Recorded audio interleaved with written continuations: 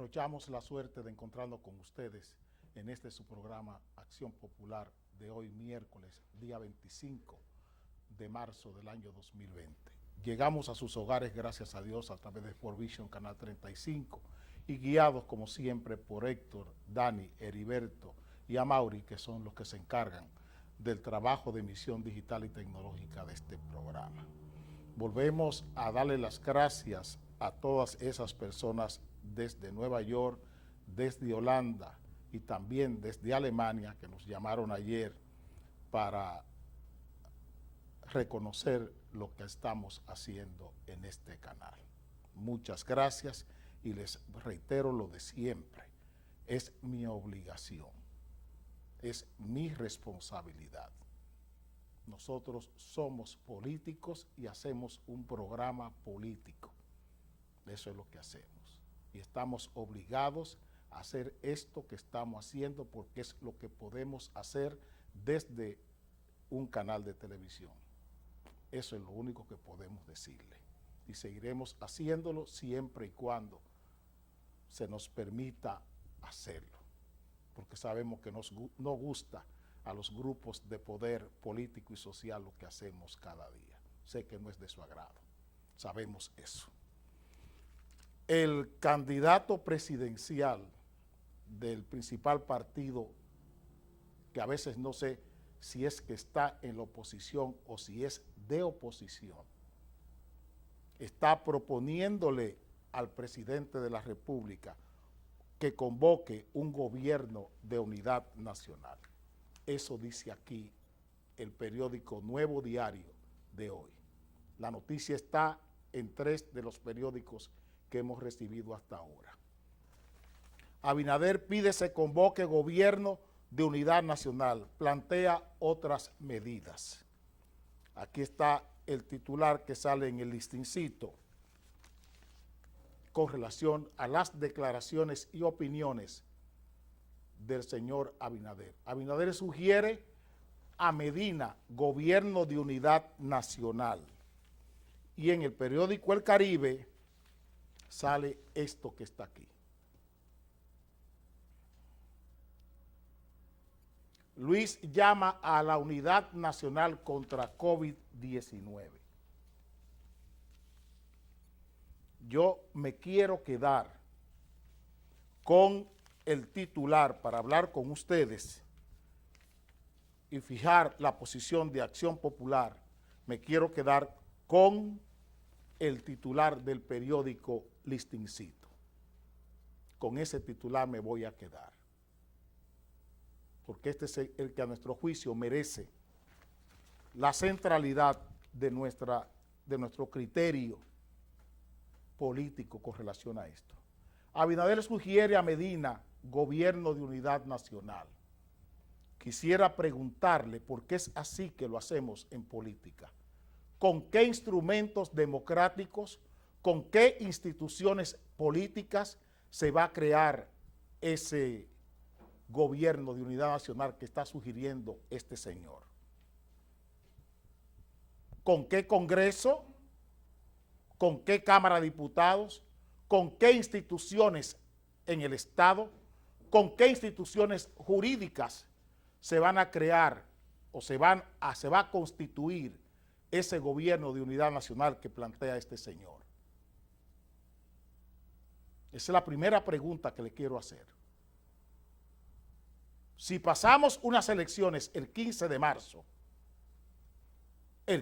marzo salimos de unas elecciones y hay ya candidatos electos para la transmisión de mando municipal, ¿cómo se entiende un gobierno de unidad nacional 9 días después de un proceso electoral como el que acabamos de resolver? ¿Cómo se entiende? ¿Cómo se entiende en medio de un proceso electoral para candidaturas al Congreso y candidaturas a la presidencia y vicepresidencia de la República? ¿Cómo se entiende un gobierno de unidad nacional? ¿Cómo se lee? ¿Cómo se aplica?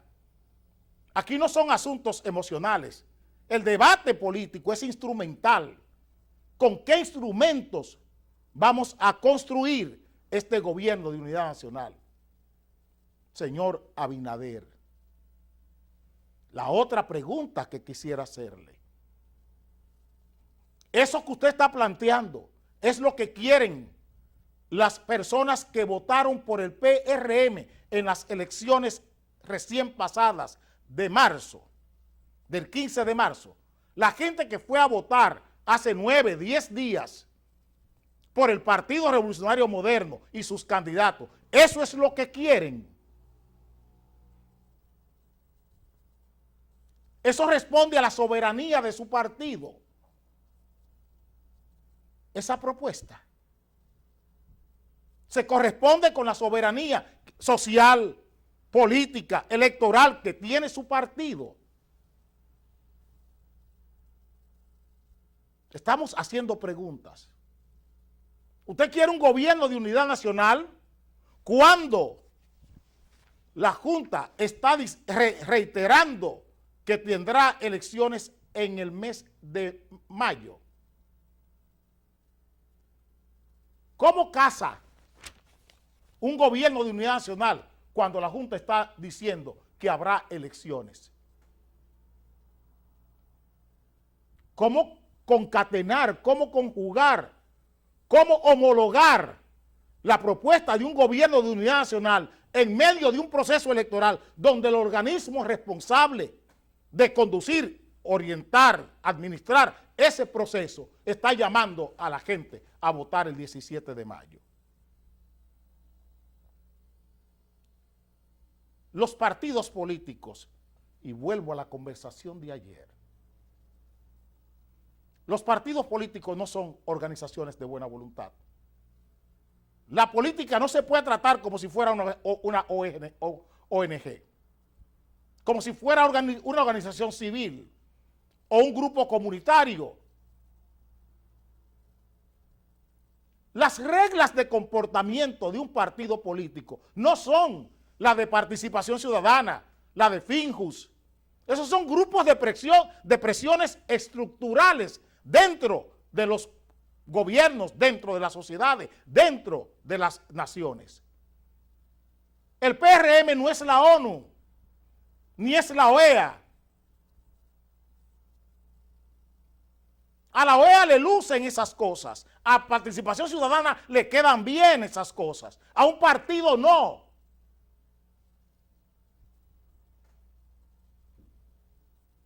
A un partido no puede estar planteando acciones de buena voluntad. El voluntarismo no le es dable a ningún partido político. El voluntarismo.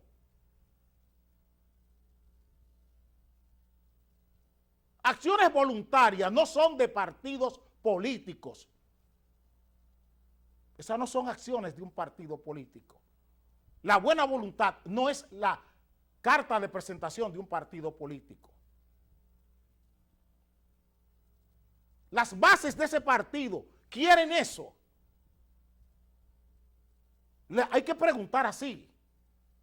Porque como no soy ni PRDista, ni PRMista, ni PLDista, ni ninguna de esas cosas, mi deber como político es trazar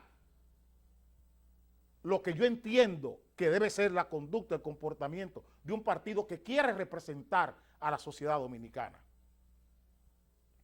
Si usted quiere acciones de buena voluntad, renuncie a la candidatura presidencial y vaya e inscríbase en Participación Ciudadana, que le den la dirección ejecutiva de Participación Ciudadana o la dirección ejecutiva de FINGU o la dirección ejecutiva del CONEP o la dirección ejecutiva de la Asociación de Industria o de la Asociación de Jóvenes Empresarios o de la Asociación de Empresarios de Herrera y de la provincia de Santo Domingo o de los empresarios de Jaina.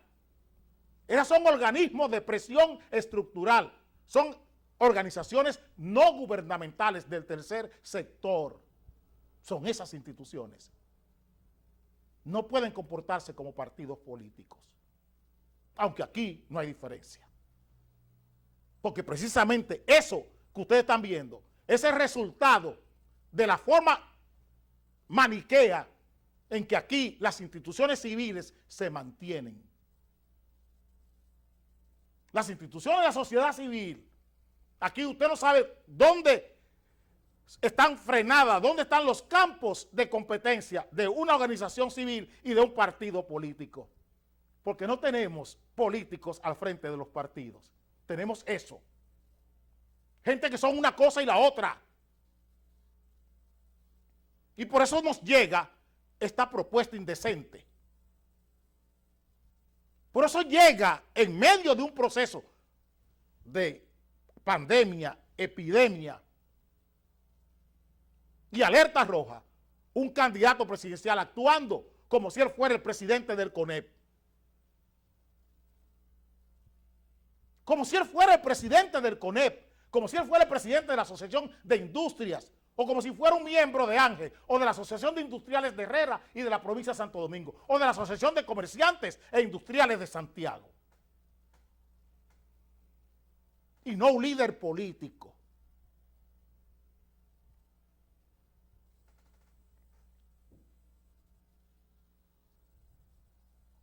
No un líder político. Yo quisiera hacer una pregunta.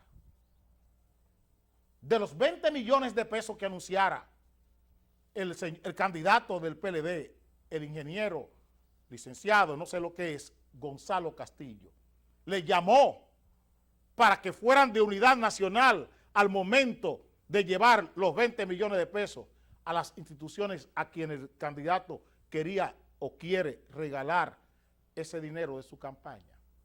Le llamó Gonzalo Castillo para mandar 2 aviones a Cuba, a traer estudiantes varados en Cuba que querían regresar a su país y así él mejorar su imagen y aprovechar la crisis familiar que implicaba 130, 140, 150 estudiantes en Cuba y él ser el buenón, el Michel,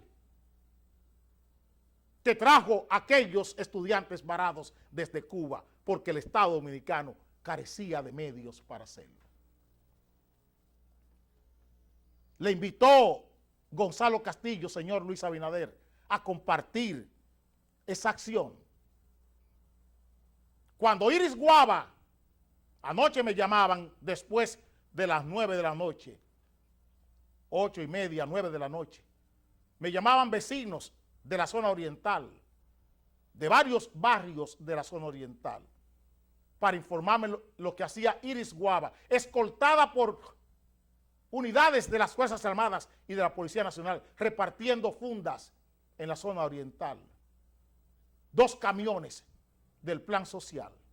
Iris Guava llamó para esa acción de unidad nacional.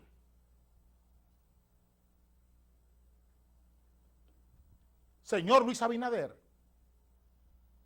cuando la gente escandalizada dentro de un toque de queda, dentro del horario de toque de queda, las Fuerzas Armadas y la Policía Nacional escoltando al plan social, repartiendo fundas, haciendo tumultos en las calles de la zona oriental de la capital dominicana.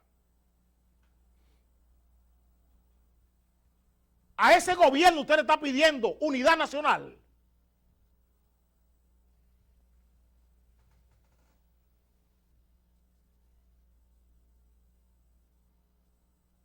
Cuando el foro de partidos políticos con el señor José Francisco Peña Guava a la cabeza está pidiendo la posposición de las elecciones. Repito, cuando el señor José Francisco Peña Guava, en nombre de una cosa, otra entidad de buena voluntad formada por los partidos, para que ustedes entiendan bien lo que estoy diciendo en este país. Eso que está ahí, el foro de partidos políticos de la República Dominicana propone posposición de las elecciones de mayo por coronavirus. José Francisco Peña Guava, un foro de partidos políticos, no los partidos, un foro, crean una organización no gubernamental, una entidad de buena voluntad, igual que lo que está planteando el señor Abinader, desde un partido político, planteando acciones de buena voluntad. Ese es el liderato que este país merece. Ese es el liderato que este país merece.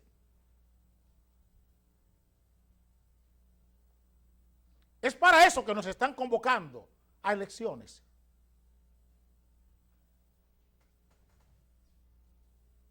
Para colocar en cargos a gente que no tiene claro lo que es. Para colocar en cargos de responsabilidad, de representación, a gente que no tiene claro qué es.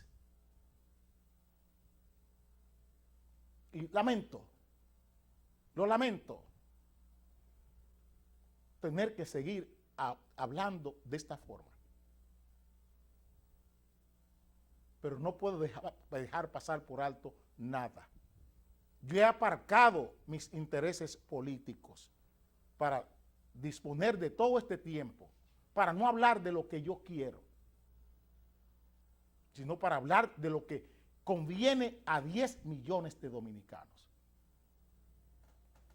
He aparcado, he puesto a un lado de lo que yo quisiera hablar, para hablarle a ustedes de esto, de lo que tiene que ver con sus propias vidas. Es eso lo que estoy haciendo.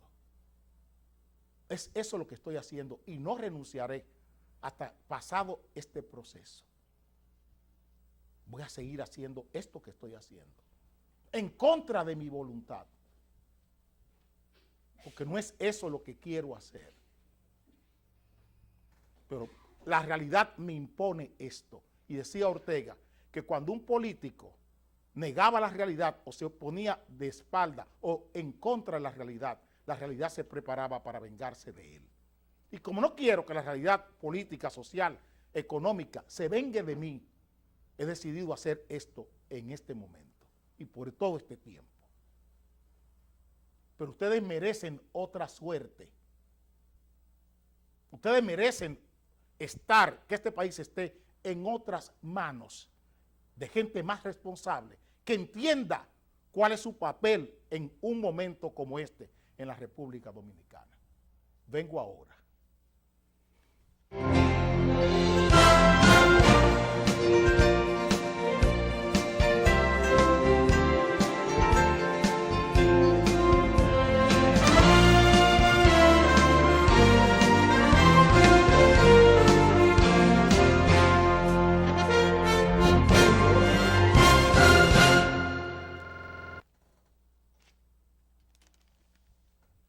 Ayer, el ministro de Salud Pública y el ministro de la Presidencia tomaron protagonismo de la opinión pública. El periódico Listincito habla hoy de alerta roja.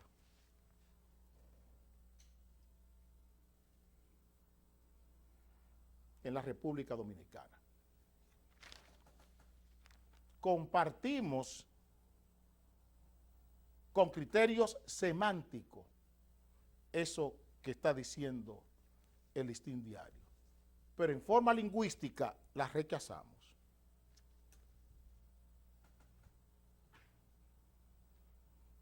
Del punto de vista de la semántica, sí, alerta roja, porque la alerta roja cabe dentro de la declaratoria de emergencia.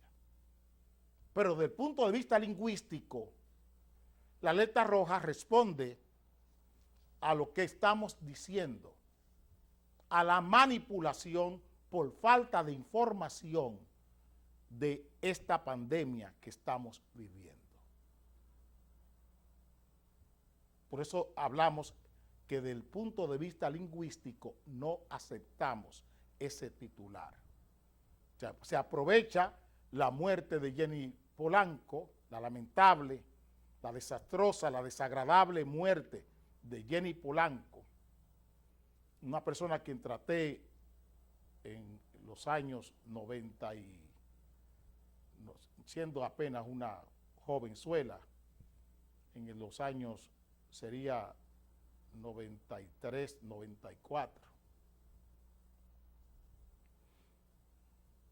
siendo estudiante de Chabón, de Altos de Chabón, estudiante de diseño de Altos de Chabón, que ayer oí una nota que ella se graduó en Parsons, cierto, se graduó en Parsons, pero después de haberse graduado en Altos de Chabón, en la Escuela de Diseño de Altos de Chabón. Pero no es asunto de moda lo que estamos discutiendo hoy. Se aprovecha el efecto, porque eso es lo que estamos buscando, reacciones emocionales y no conceptos. Hay 7 muertos. De esos 7 muertos, creo que hay 4 extranjeros y 3 dominicanos. Aquí hay otro titular.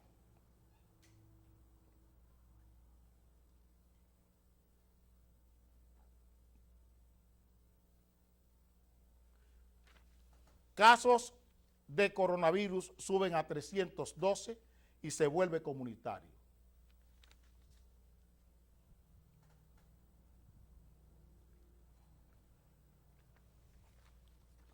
Aquí hay otro titular.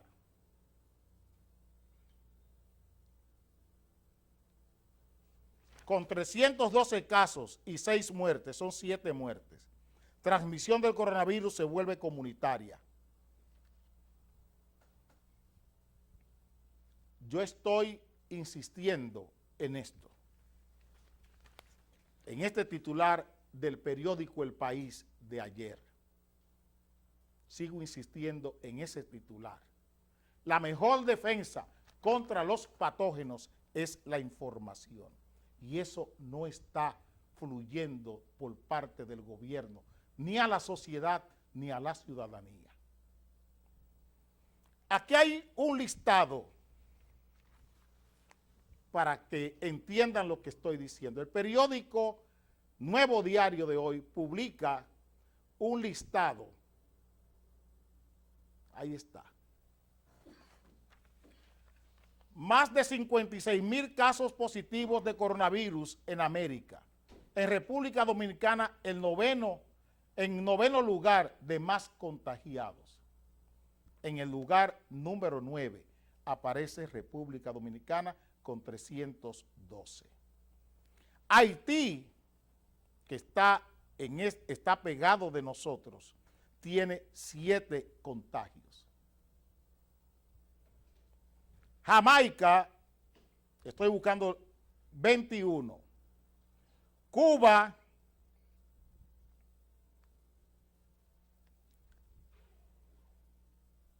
ando buscando a Cuba. Cuba tiene 48. Puerto Rico tiene 26. Entonces, estamos diciendo que China está reduciendo los contagios. Ayer, el encargado de salud pública de China, dentro de las alegrías que transmitía, era la llegada de la primavera a China.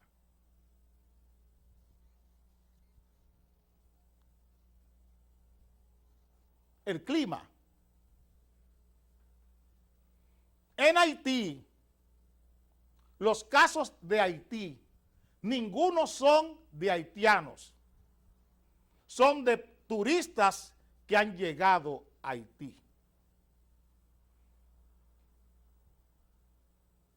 Hay uno en el departamento de Altibonito, hablo de Gonaïves y esa zona ahí.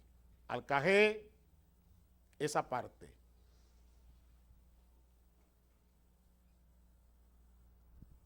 De la región de Altibonito. Y la otra parte está por allá, por calles Jeremí, en Haití. Turistas franceses, turistas belgas son los que tiene Haití. ¿Por qué no circula en Haití?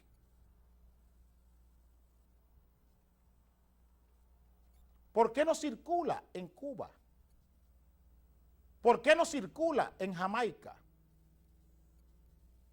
¿Por qué no circula en Puerto Rico?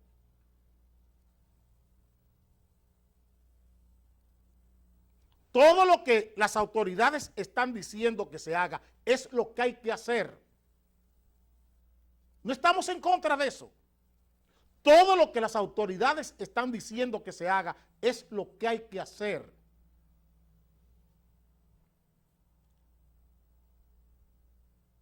Todo lo que ellos están diciendo, porque esos son los protocolos internacionales cada vez que hay una epidemia. Lo que China hizo con su población es lo que se ha hecho en el mundo entero, de por vida. Aislar a la gente para impedir la circulación. Pero realmente en este país está la voluntad de aislar a la gente. Está esa voluntad. El presidente hablará hoy. Y antes de que hablara en la primera ocasión, le pedí que le dijera al país que cuál era el plan, que qué metas perseguía. Él vuelve a hablar hoy. Y todavía hoy el país no conoce ningún plan, ni ninguna meta. No la conoce, todavía hoy. Porque todo se ha hecho adrede, improvisado adrede. Todo se ha hecho adrede, porque mientras peor, mejor.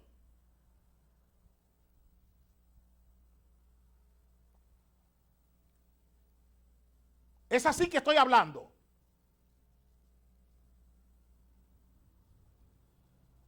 Todo se ha hecho adrede, porque mientras peor, mejor.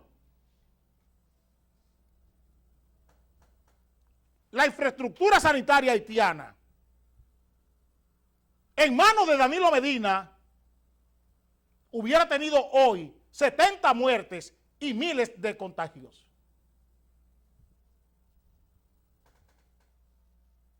Y vayan a Cuba, vayan a Jamaica. Estoy hablando de la zona, clima, de eso estoy hablando.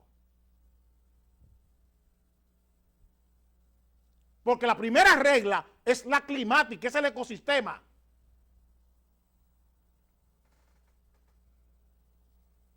Entonces, eso es.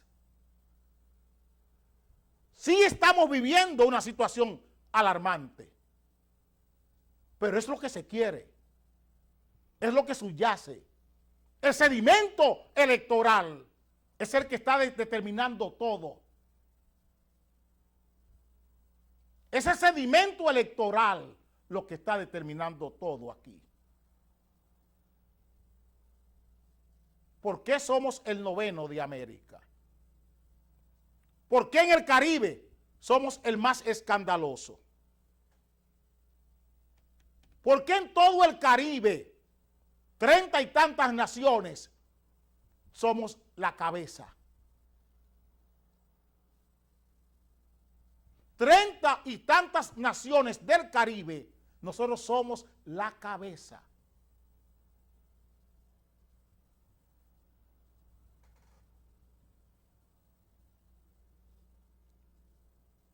Repito, porque me gusta así. Es la realidad. La política se lleva con la realidad. No se lleva con suposiciones ni con espiritualizaciones de la realidad. Cambiar la realidad por suposiciones. Pregúntele a Gustavo Montalvo por qué somos la cabeza en contagios del Caribe.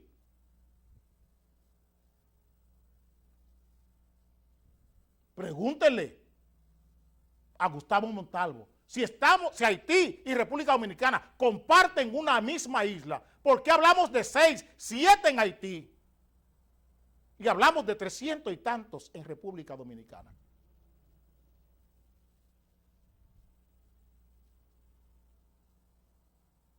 Pregúntele.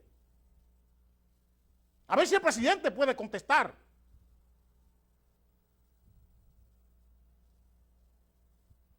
¿Por qué Puerto Rico? ¿Por qué Cuba? Con 20 y tantos. Y Gonzalo Castillo monta un zafarrancho para que no se vayan a contagiar en Cuba. Cientos y tantos estudiantes que están allí, en una situación tensa en Cuba, en una pandemia, en una epidemia. Y va El Salvador, el benefactor, el Soter, Gonzalo Castillo con sus aviones a traer a aquellos niños, a sacarlos de la hoguera. El héroe, Gonzalo Castillo. Cuando Cuba baja un crucero con 1000 y pico de turistas y no causa ninguna alarma en Cuba.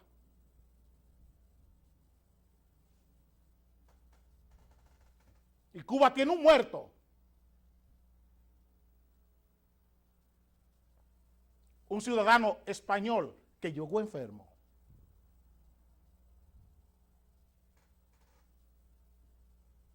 Yo no estoy aquí para decirle a ustedes lo que ustedes quieren oír, porque yo no soy Cooking Victoria ni soy Felipe Polanco, Boruga. Ese es el papel de Cooking Victoria y de Felipe Polanco. Y estoy hablando de los humoristas reales que tiene este país.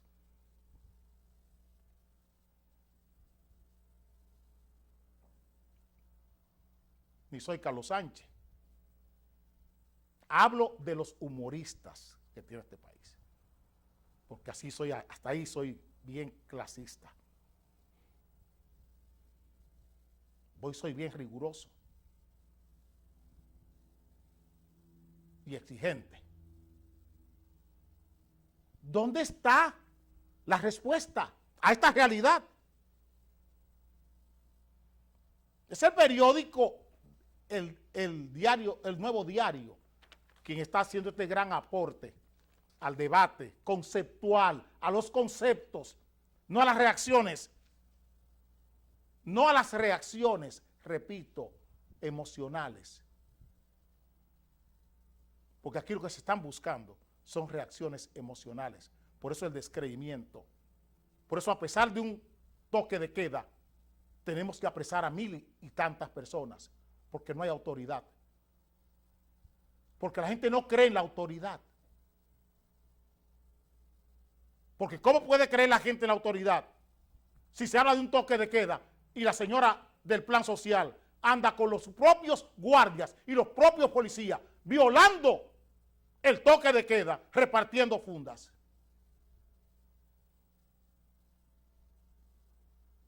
¿Realmente se quiere combatir el coronavirus?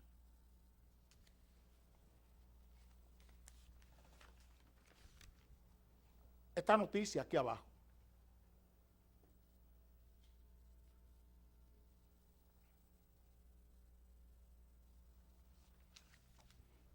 Número de camas en hospitales resulta insuficiente ante una crisis. ¿Qué decía este señor? ¿Qué decía el señor Chanel Rosas Yupani? No, Chanel Rosas Yupani, Héctor, el titular de arriba.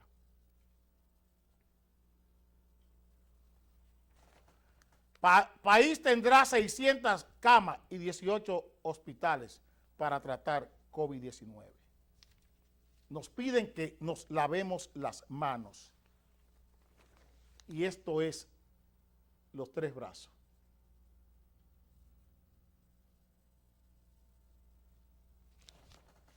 Y eso es los 3 brazos solamente. Eso es los 3 brazos solamente. Miren esta foto del mercado de la Duarte.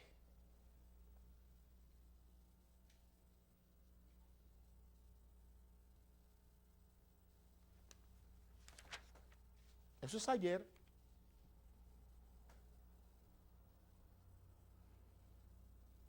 Eso es ayer en el mercado de la Duarte. No se quiere el contagio, o se quiere el contagio.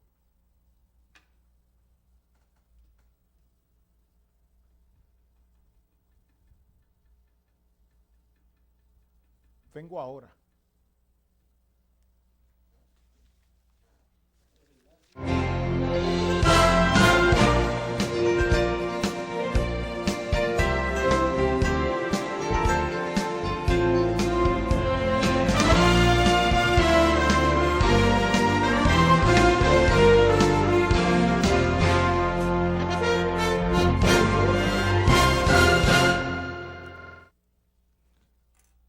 hoy en el periódico El Caribe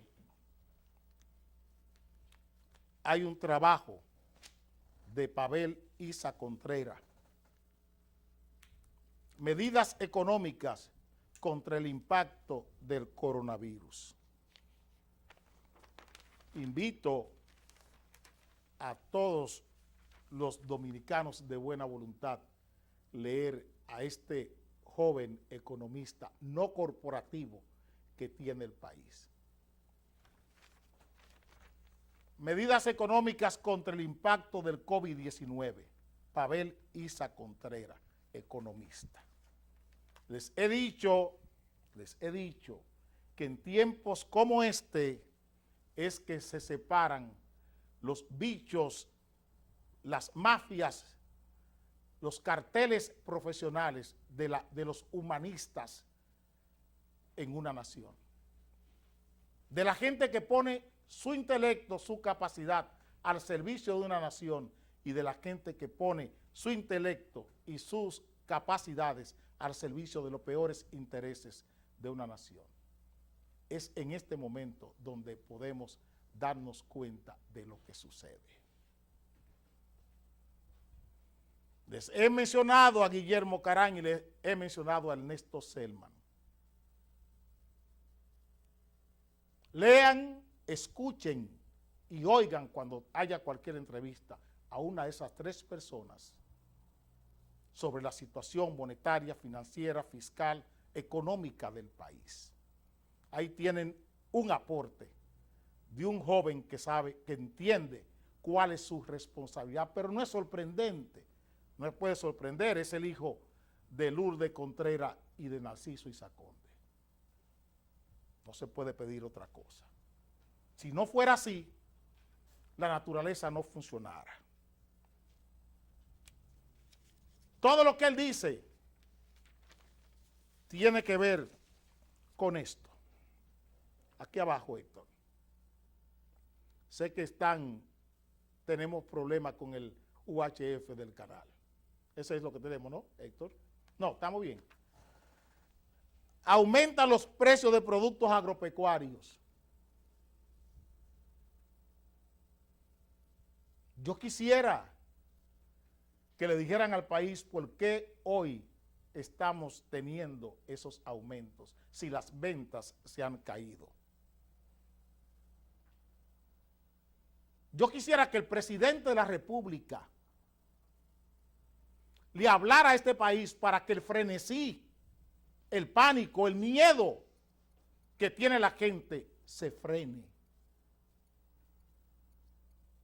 Eso yo quisiera que el presidente lo hiciera. Que el presidente sacara las filas, el agolpamiento humano en las puertas de los bancos y en los alrededores de los bancos de este país. Porque ese comportamiento de los bancos es un comportamiento antisocial. Pero a los usureros no se le puede pedir otra cosa. Una banca usurera como la que tenemos nosotros, que es poder en la República Dominicana, que es ley, batuta y constitución en la República Dominicana, no se le puede pedir otra cosa. Y mucho menos cuando esas entidades están regidas por un antisocial llamado Luis Armando Asunción, concuñado del presidente de la República. Cuando es un bicho de los bancos, un bicho del crimen internacional, del crimen financiero internacional, Luis Armando Asunción. Por eso no puede condolerse de lo que está pasando a los clientes de la banca dominicana hoy. Porque es un bicho de la banca. Es otro coronavirus de la banca, el señor Luis Armando Asunción. Pero está ahí porque es concuñado del presidente, el esposo de Rosana Montilla. Es la cuñada del presidente, su esposa. Pero es un asalariado de los bancos, es un bicho de los bancos, de la banca usurera y de la banca criminal que aquí se ha aposentado también. Por eso los bancos son un poder, hacen lo que le da la gana en este país. No hay reglas, Ellos imponen las reglas, las que ellos quieren. Y ahí están abusando de la gente, humillando, ultrajando a sus propios clientes, sin que nadie les defienda. ¿En nombre de qué? En nombre del caos, en nombre del desorden, en nombre del miedo. No tiene otra razón de ser ese comportamiento de la banca, ese comportamiento antisocial que tiene la banca dominicana. No ahora, es siempre. No es ahora, es siempre, porque tienen el portento de todos los partidos políticos. Porque no tienen miedo del sistema político, porque lo tienen en sus cajas registradoras al sistema político de este país. Ese es el problema. Ese es el problema. Ustedes no ven cómo se están comportando los seguros. Ustedes no ven cómo se están comportando los seguros, que no hay forma, de que no hay cobertura todavía hoy. Y ustedes se acuerdan que el presidente anunció que las ARS iban a cubrir. Aquí está. Este titular lo dice todo. ¿Quién es el superintendente de seguro? ¿Quién es su superintendente de riesgo de salud y riesgos laborales?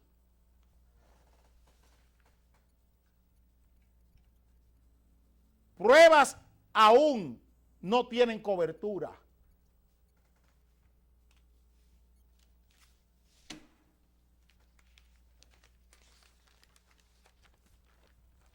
Quisiera que el presidente le diga al país por qué eso está sucediendo hoy.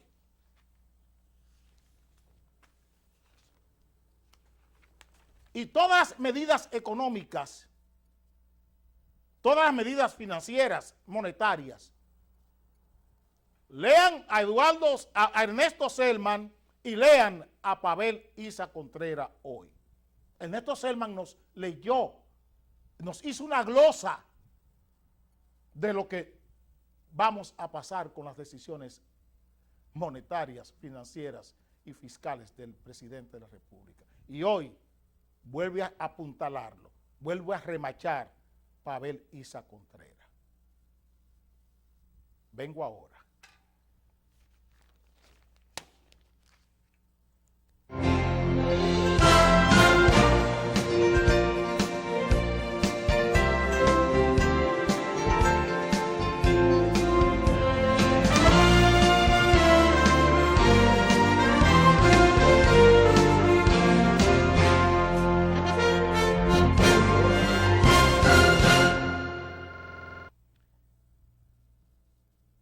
Netflix ha puesto a elucubrar a mucha gente en el mundo hoy con una serie que ha puesto en escena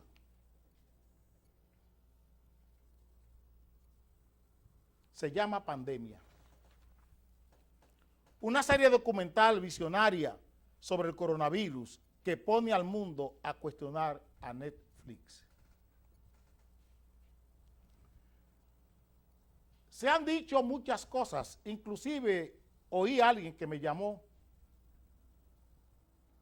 para darme la hipótesis de Vladimir Putin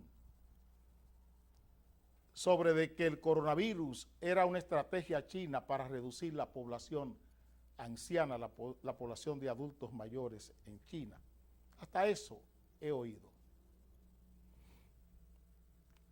Netflix es una empresa. Una empresa. Y el miedo siempre ha sido una mercancía de intercambio. El miedo, repito, siempre ha sido un instrumento, una mercancía. Y no es para menos que el coronavirus sea también una mercancía o las epidemias, porque es el miedo el instrumento. Ya les he hablado de La montaña mágica de Thomas Mann con su novia o su esposa Katia. Hay otros libros, está Ensayo sobre la ceguera de José Saramago, una obra maravillosa. También está de Albert Camus, La peste. Alfred Hitchcock y Boris Karloff hicieron millones, o las empresas de Boris Karloff, las empresas que escenificaban la genialidad de Alfred Hitchcock y de Boris Karloff, hicieron millones de dólares explotando el miedo, el suspenso. Y el miedo hoy, recuerden que ayer les decía que la intranquilidad, cuando era agradable, provocaba excitación. Si usted está intranquilo, y le puse el ejemplo de un hombre que está esperando una cita con una mujer, en lo que llega esa mujer, si se pasa 5 o 6 minutos, esos 5 o 6 minutos son de intranquilidad intensa, porque hay todo un asunto químico, energético en el ser humano que se excita, bueno, estoy esperando a la mujer. Entonces, eso mismo pasa si no es agradable. Si es desagradable, entonces se provoca la ansiedad. Y la ansiedad tiene dos ramas. Dos ramas. Si tú conoces el motivo de tu ansiedad, eso se llama miedo. Si tú desconoces el motivo de tu ansiedad, eso se llama angustia. Cuando la ansiedad se conoce la causa, eso es miedo, porque ya es la anticipación de un peligro. Y cuando tú no conoces la causa, entonces se llama angustia, porque tú estás inquieto, pero no sabes por qué estás inquieto. Eso es angustia. El miedo es un instrumento, es una mercancía que han usado todos los sectores de la vida humana por miles de años. Y sobre ese miedo es mucho lo que se ha escrito. Todos estos libros que le mencioné tienen como sustrato el miedo. El terrorismo hoy, ¿cuál es el fin del terrorismo? Un miedo, el instrumento es el miedo, con fines políticos o con fines económicos. El narcotráfico, cuando en Colombia las guerrillas hacen explosionar un artefacto en medio de una ciudad y matan gente, su objetivo es el miedo. El miedo con fines políticos, con fines económicos. ¿Qué es lo que más la gente teme? A la muerte. ¿Cuántas respuestas tiene la muerte? A ese miedo a la muerte hay respuestas sociales, están las funerarias, están los seguros, respuestas sociales. Hay respuestas espirituales. Está la iglesia, yo te doy la vida eterna. Es por el miedo. Es por el miedo que la gente busca la vida eterna, porque no quiere morir. Entonces, esa obra no es más que una estratagema de Netflix para vender su producto, que es el miedo. Pandemia, hoy hay muchísimas declaraciones, muchísimas opiniones, hasta en las redes sociales.